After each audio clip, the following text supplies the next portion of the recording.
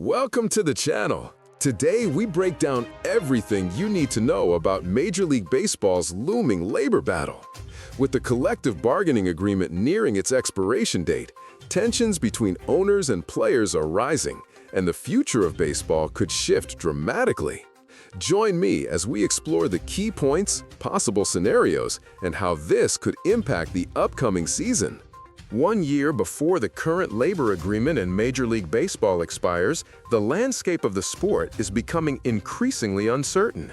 December 1, 2026 could mark a critical turning point if owners and players fail to reconcile their differences before that date.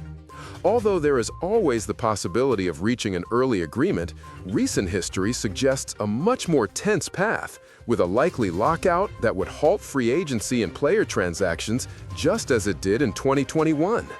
Such a scenario would generate even greater pressure to reach a deal before March 2027, when the loss of regular season games would begin to pose a real threat. The biggest obstacle is the insistence from some owners on pushing for an economic system with a salary cap, a proposal the union has firmly rejected. For the players, accepting a spending limit would represent a step backward from fundamental principles they have defended for decades. Adding to the tension is a federal investigation into the MLBPA's finances, a factor that could influence the union's leadership and its bargaining stance. As spring 2026 approaches, negotiations will intensify, and both sides will begin to clearly define their priorities. Owners, led by Commissioner Rob Manfred and Chief Negotiator Dan Hallam, will seek a structure that reduces the economic gap between large and small markets.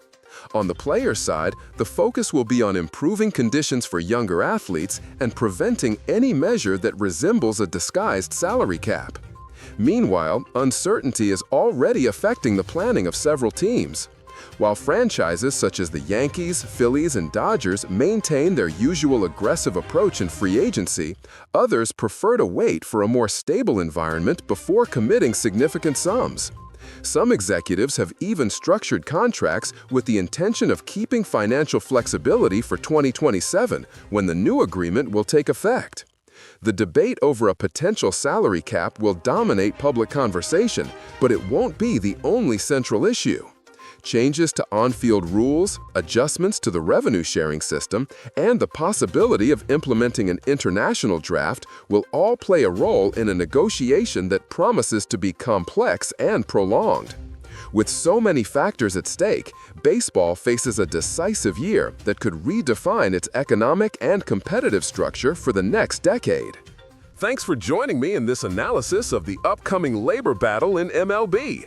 If you enjoyed the content, remember to leave a like, subscribe, and turn on notifications so you don't miss our upcoming videos. See you next time with more information and analysis from the sports world.